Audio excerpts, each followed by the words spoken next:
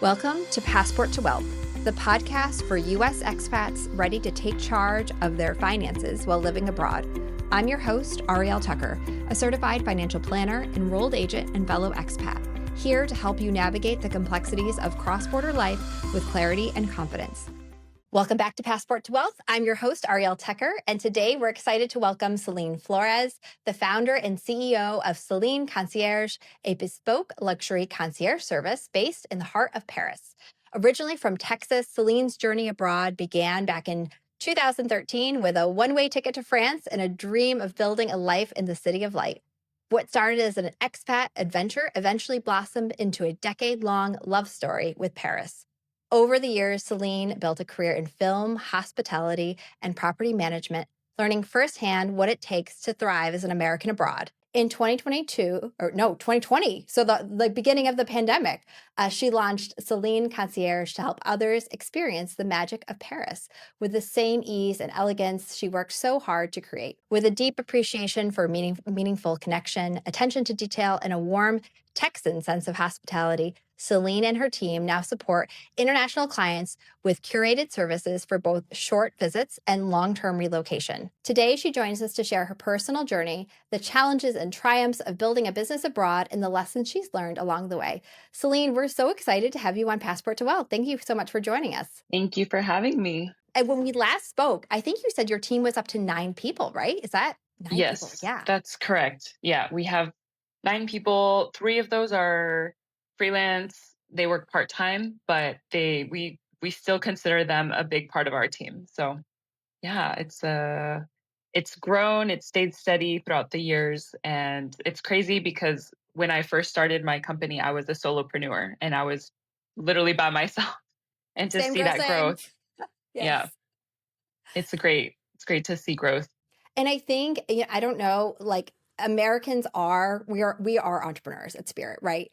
And so I think there's moving abroad, taking that kind of American entrepreneur spirit, and then having to navigate all the bureaucracy. And when I think of that in France, oh my gosh, like I just get like hives thinking about trying to navigate that in France. So I'm curious if you could talk us through your journey a little bit about kind of coming to France. Like, why did you first come to France? And then how did you end up launching, the Céline Concierge? And what does bespoke luxury concierge service, what does that even mean? Okay, so from the beginning, in a nutshell, I first visited Europe on a month-long Euro trip with my cousin in 2011. So I was just just finished my sophomore year of university, and we came over and just like fell in love with this European spirit, the lifestyle. We met really great people along the way on our travels, and we desperately wanted to stay. We didn't want to go back to the States, but I still had 2 years left of school. So I did everything in my power to learn French. Well, I fell in love with France because of the lifestyle, the history, the architecture, the terrace life. I mean, the list goes on and on. But there was something just really captivating about the city here. And I was like, I felt like I was at home, really. I felt like I had been missing this part of my life for all of my life, growing up. And so, yeah, I just really wanted to land in France and specifically in Paris. So I started learning French at that point. And, what I was studying in school was film production. So we had to do, there's like the practical side of that and then the theory and the history. So we learned all about the French New Wave, European cinema, Godard, and all of the French filmmakers that really impacted, my outlook, I guess, on life and cinema. So when I came to Paris, I was like, wow, all the pieces like fit together for me. And so, yeah, I finished school and I told my parents I'm going to move to Paris after I graduate. And they thought I was crazy. They didn't want to let me go. But I was like, well, I wanted to be different in a sense because all of my peers were either going to LA or New York or staying in Austin. And I was like, I want to do something completely different. So I came and I worked in film production for about 4 years. I was a Okay, I'm gonna stop freelancer. you there because I want to, like, how did you come? Did you already have a job lined up when you landed, or you just like showed up in France with your American passport? Like, I need to get myself a job now that I'm here. Yeah, so I didn't have anything lined up, and I actually don't recommend coming this way. I was young and a bit naive, and I was a go-getter, and I was like, I'm gonna figure it out, whatever it takes. And yeah, I got lucky along the way, and I was resourceful. So, all of those elements help me to succeed. But it doesn't always work out that way for people. So I came with, a one-way ticket, and I was like, how do I stay here? And I actually registered for a school to take language classes and was able to get my student visa to come in. And then after a year, I think I renewed it again for a student visa and then a work permit as a freelancer. And I did the work permit, I think, for 2 or 3 years, and then eventually got a 4 year work permit. So yeah, every year I was pretty much living year by year being in France. But yeah, then, with the film production, I was freelancing and also doing a bunch of other stuff. I worked at a bar part time to, try to pay my rent. I was interning at a production company at the same time. I was nannying. I was watching this little girl after school. And then I was also trying to make a short film that I wrote and produced. And we shot that in 2015. So finally did realize one part of my dream, which was to make film here in France. And then after about 4 years, I started to get a little burnt out on the Like freelance 17 world. different jobs. Yeah. Yeah.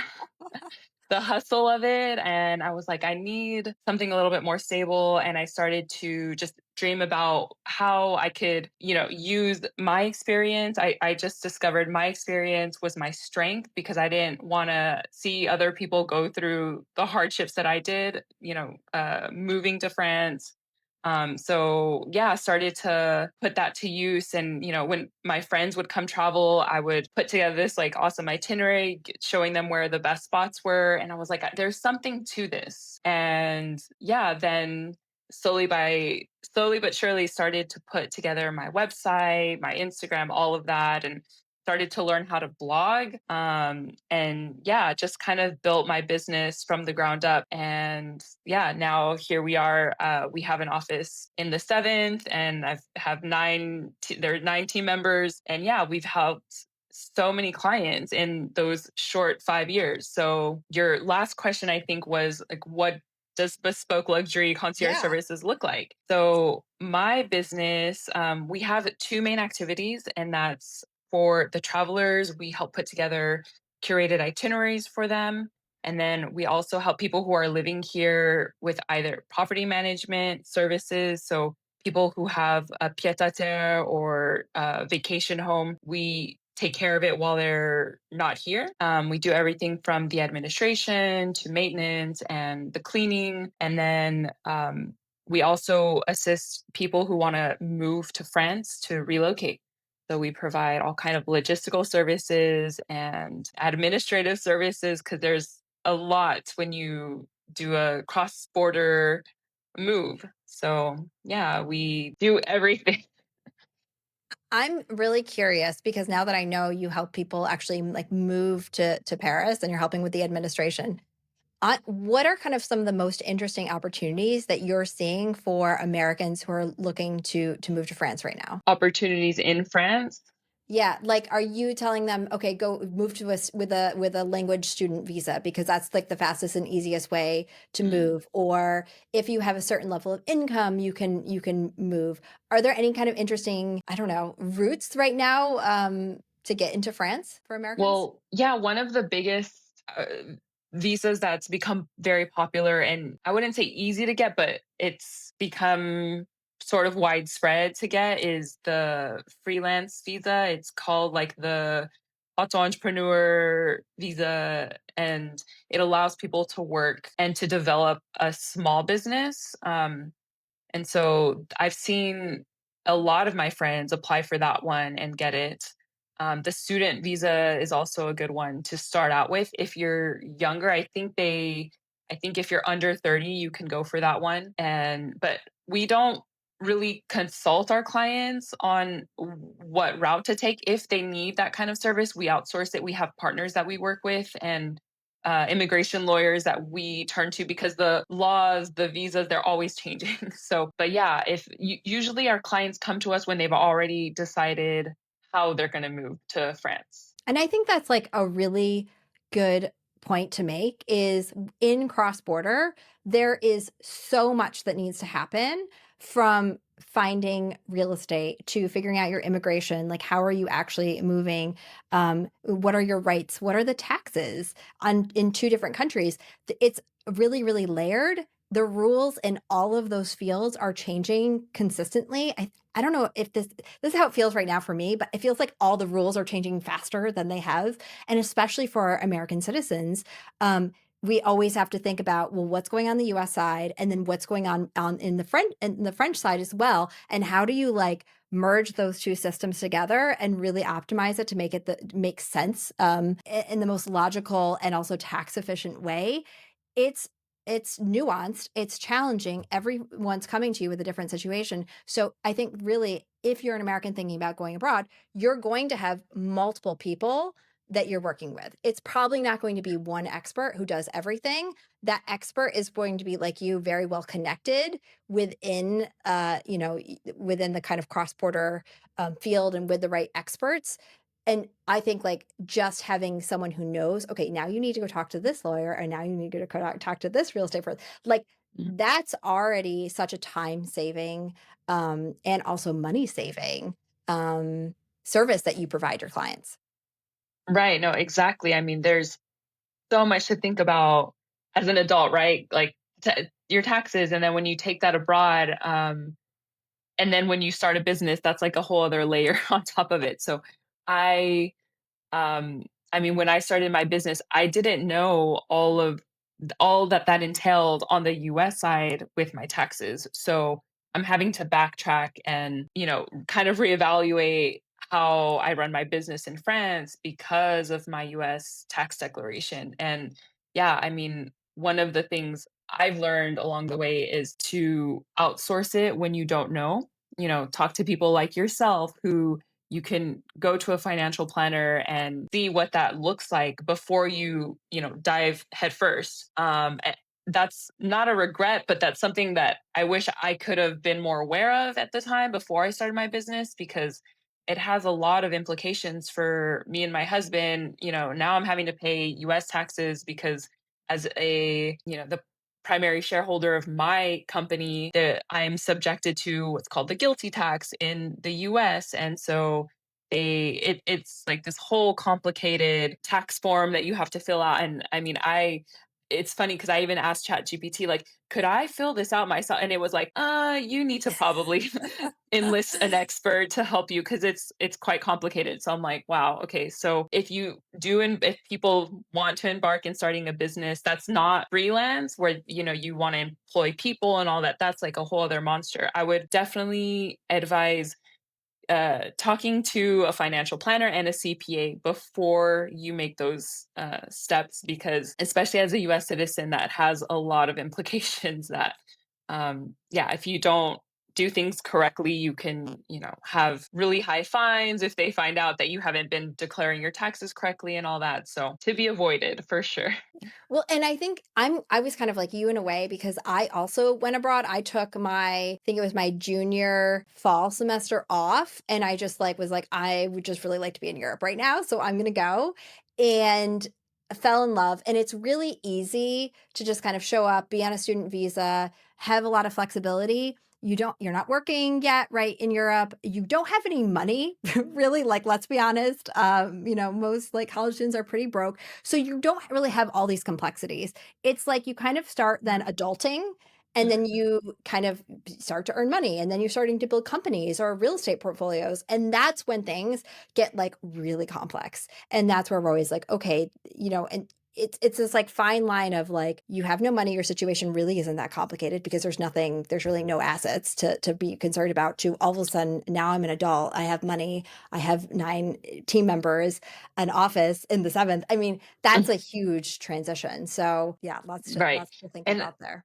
I think it's worth saying, if people are moving abroad anywhere, that they have to file their US taxes. And that's something, maybe out of ignorance, I was like, I don't need to file. Like, I'm a student, I don't make that much money, but you do need to file every year, even living abroad. And it doesn't necessarily mean you have to pay taxes, right? But the IRS needs to know what's going on with your situation, Yeah, even there's living so abroad. much informational reporting. And I think there's 2 things that I always think about. There are different thresholds, income thresholds to if do I have to file a tax return, yes or no. Mhm. If you're married, filing separately, so your spouse and is a non-US person, that threshold is $5. So extremely Mm, low, because most people have at least $5 of income, just like maybe if it's just bank interest, right? It's all so if you are married, married to a non-US person, you should assume I always have to file, even if I'm not mm, working. And then the other threshold that I was thinking about in your case is the threshold for a self-employed person, which is $400. Did I have $400 of self-employment income? And that's also a very low threshold. Again, doesn't necessarily mean you owe anything. You wouldn't owe if you only made $400 doing self-employment work. You wouldn't owe anything. But now we're filing a tax return, and we're filing a self-employed tax return. And so I always tell people, I'm like, really think about when you get into self-employment work and you're abroad, really think about the kind of the cost implications of being self-employed abroad. If you're going to do this like little self-employment side gig and you're only going to make $5,000 a year, and it's going to cost you $2,000 a year to file your taxes now because you're technically self-employed, that's a more complex tax filing. Do you still want to do it? Or like, right, it really, I mean, that's kind of the unfortunate thing of thinking about it, but you have to think about the cost, and there is such a high cost. Um, so agree. There's a lot of informational filing without necessarily owing anything, yeah. especially around if you have foreign corporations, which it sounds like now you do, Celine. Mm. Yeah, it we'll just say it plain, it sucks, that you have to pay Yeah. out of your pocket to file your personal tax returns, and that costs money because it can be quite complex depending on, everyone's individual situation. But Yep. Yep. that's why people Okay. like you and there's CPAs that exist, thankfully. Yes, yes. This is why I have job security forever. Yes, I'm not even worried, because I think even someone was asking me, they're like, "Oh, President Trump is talking about changing and to getting rid of the citizenship-based taxation, moving towards residence-based taxation, which every other country except the country of Eritrea has residence-based country taxation, right? You live in a country, that's where you pay your taxes. That's what you have in France, right? Yeah. Um, it's just the US has this concept. And so I still think there would be really exciting planning opportunities if the US was to move into also residence-based taxation. I think it would still be a really exciting, and really just for the majority of the 9 million Americans moving abroad, or the 1 in 4 that are currently thinking about moving abroad, it would just kind of actually create some very interesting planning opportunities for them. Yeah, agreed. Okay. So I'm curious, like, it sounds like you knew by the time you were like a sophomore in college that France was potentially going to be your home. When did you have that switch from I'm living here temporarily to Paris is now my home? I think so. As I mentioned in the beginning, I was living year by year, because when you apply for your work permit, or your uh, it's you go from a visa to then work permit or long stay permit, right? I Yeah, I was going experiencing that year by year, and then that year comes up pretty quickly because you get your work permit, and then you're like, oh crap, in like 4 months I have to apply for the renewal because that takes 3 months to do. So I think when it for me the switch happened was when I received the 4-year work permit. I was like, oh, okay, now it's real, I'm staying here potentially for 4 years. I can, I have the right to stay, live, and work. And I think it was at that point, I think in 2017, where I was no longer just going by year, and it became more real. I was like, I gave myself permission to dig deeper roots to try to find a love interest and, maybe build family here and all that. So yeah, I think sometimes that happens sooner for people. But yeah, for me, I mean, I always wanted to live in France long term. That was kind of the end game for me. But when you're faced with the challenge of, can you actually stay legally? That plays into everything. And yeah, you don't really give yourself permission to build those roots until you have like that permission, I guess, that authorization to stay longer. So that's when it happened for me. I think that's such a good point to make though, because I don't think Americans necessarily realize that. Like, I think I get a lot of calls from people who are like, I want to move abroad. And it's like, well, where? And like, first we have to determine like, what is your right and to go Mhm. to certain countries, right? Not every country is just going to say, oh, you're American. So thank you so much for being American. Just live here now. You have to have like a reason to be in that country, whether that's building a business or being a student, or working in a company. And all of those different types of visas will come with different numbers of years or months to be in that country. It's generally not just, you show up and it's unlimited forever. You can be here. Thank you so much. Um, Yeah. and there is a lot of like visa anxiety that I hear. Yeah. Okay, our visa is good for another year or another 2 years. And then we have to kind of rethink, were you able to get that visa? And for a lot of people that we work with, those visas are tied to the job that they have. And they're always thinking about, how much do I like this job? Could I switch this job? I can't switch this job because I can't be in this country without this job. And so I just want to point that out for people listening, that you really have to think through, what type of visa am I on? How long is that visa good for? And what is the path for potentially permanent residency or a version of that? So you can really start to build your life, because until you kind of have that, you're just kind of in that visa limbo. That's right. And I do, just piggybacking off of what you said about that. I mean, Paris specifically is a revolving door. And I've seen so many friends come and go, colleagues, peers, and people come and they live a great life here, but it could be short lived if they don't build those roots or they don't have that authorization to stay. Yeah, it's a lot of work to stay in another country that is not your home country. So that's just something else to think about as well. And yeah, like I said, I've seen so many people come and go, and that can also be hard to build community because you have those people, and then it could be quite short lived. And you see them leave. I've been in France for almost 12 years. I'm going to celebrate 12 years next week, actually. Wow. And within that time, I mean, I've met some really extraordinary people here. It's been uh, from all kinds of nations. It's really cool, different languages. And yeah, Paris, it's like any big city like New York or LA. I could only imagine that you see a lot of people here, you meet a lot of people, and then you see them go because, yeah, to stay, it takes a lot of work. And I'm curious, you talked a little bit about building community. Is your community now, do you primarily interact with people in French or in English? I think mostly in French now. Um, in the beginning, I sought out community through meetup groups. I was looking for a church that I could go to. When I did find a church, it was quite international. So that was really great to be able to, again, meet people from all sorts of corners of the world. But now I would say my main community, because I'm married, my husband's family is my main community right now. And so, yeah, it becomes more intimate.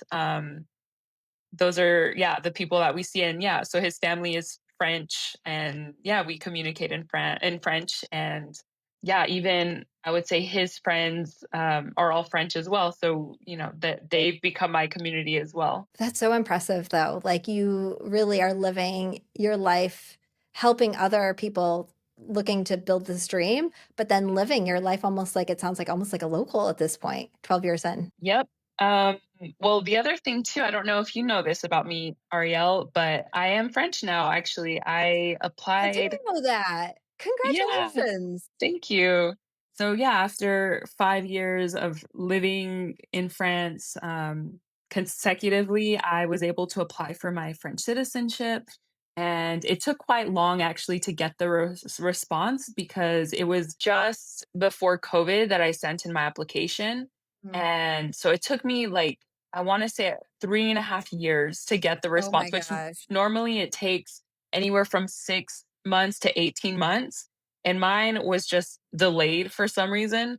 And yeah, so I was became officially French in 2021, I think it was. So yeah, I'm also a French citizen, and Okay, so that visa anxiety is like completely gone. You were French, yes. like you're married to a French person, you have a French baby, like you're good. You're French now. Yeah, yeah, yeah. I'm really do, yeah, consider myself quite French. I mean, I felt that French spirit in the beginning too, just, wanting to move here and everything. And it was funny because the other day my brother-in-law came over and he heard me talking to my son in French, and he was like, "Oh, you speak to him in French?" And I was like, "Oh shoot, I probably should speak to him in English." That's Because so interesting. Yeah. yeah. Yeah, but he's gonna get that French exposure, just with his family here, going to school and everything. And I'm like, yeah, I probably should only try to speak to him in English. But yeah, I caught myself speaking to him in French. So it's like Wow. Yeah. very ingrained now that it's kind of second nature. But with my husband, we speak both. We're always like, it's franglais with us. Oh my gosh, I love that. Okay, we're going to be sure to include all your socials so people can kind of continue to stay connected with you. I know you have a newsletter that you put out. You've got some great videos on YouTube, so we'll add all that on our in our show notes. But we have time for one more question. So I'm really curious, for anyone who's dreaming of moving to France or maybe even starting a business in France, what would your advice be to them? Great question. I think I would advise, okay, if for people moving here, definitely do what I would call a discovery visit where you come for as long as you can, where you actually move um, and you try to live not as a tourist. So you Hmm. try to find, an apartment in the city where you're gonna be going out and doing grocery shopping, going to the boulangerie, living like a local, and feel that out. See how that feels for you. If and then you kind of process that and think, okay, I want to do this for real. And then you come back, a few months later, and you actually set your roots down and you move all of your belongings that you want to move with.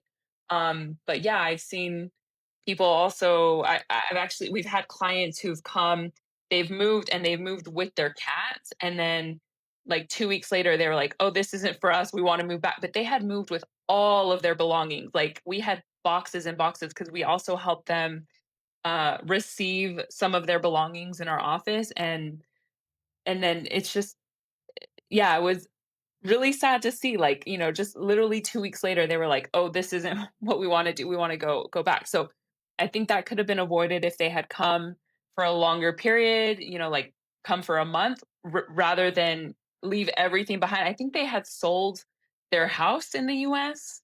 Uh, So yeah, just coming for, anywhere from like a month to 6 weeks and feeling that out, how that feels to live like a local. And I think for people wanting to start a business in France or just abroad, get have a consultation with a financial planner, an international tax expert, or a CPA, or all three, and see what that would look like for your financial situation, your tax situation, before you dive headfirst, because there's just a lot to think about. There's a lot of implications and consequences that you will face, good and bad, once you start that. So it's not easy being a US citizen all this time too because of the taxes. But yeah, definitely, you don't know until you know. So seek out that help beforehand.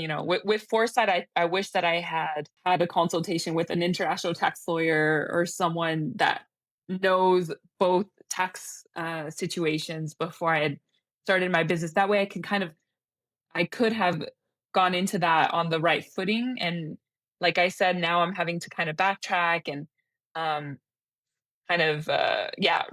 regularize my situation because there have been maybe some missing information the previous years with my company. So yeah, don't want someone to fall into that same trap. Oh, I'm glad you're here. You're getting it all straightened out now. And I think that both of those pieces of advice are excellent. And I'll just do a quick shout out because on our website now on passport2wealth.com, we have a paid consultation where you're just starting to think about moving abroad. You can jump on a call with us and just ask us some of those initial questions because you're absolutely right. Like none of this stuff is logical. It doesn't make sense. That's why there's a whole bunch of professionals out there who are doing this work. And really finding those international experts is so key. And not only just international, but I would say country specific. For example, I don't do investment management in France.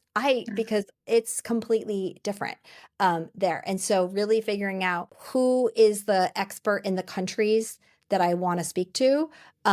We do kind of a general call for people if you're just thinking about moving abroad. And then we make sure to get connected to the right experts for those certain countries. If you're like, I know I'm going to France, I know I'm going to the UK, wherever, I'm going to Chile, we can make sure you find the right team in place. That's very important. Céline, thank you so much for joining us today. It was such a great, I think we could have doubled the time here because this was such a great story. And I'd love to chat more in the future. Thank you so much for having me. It was a pleasure. The content shared in this podcast is intended for informational and entertainment purposes only and should not be considered financial, tax, or legal advice. We encourage you to consult with a qualified financial advisor, tax professional, or other licensed expert before making any decisions based on the topics discussed. Everyone's financial situation is unique, and personalized guidance from a trusted professional is the best way to ensure your choices align with your individual goals and circumstances.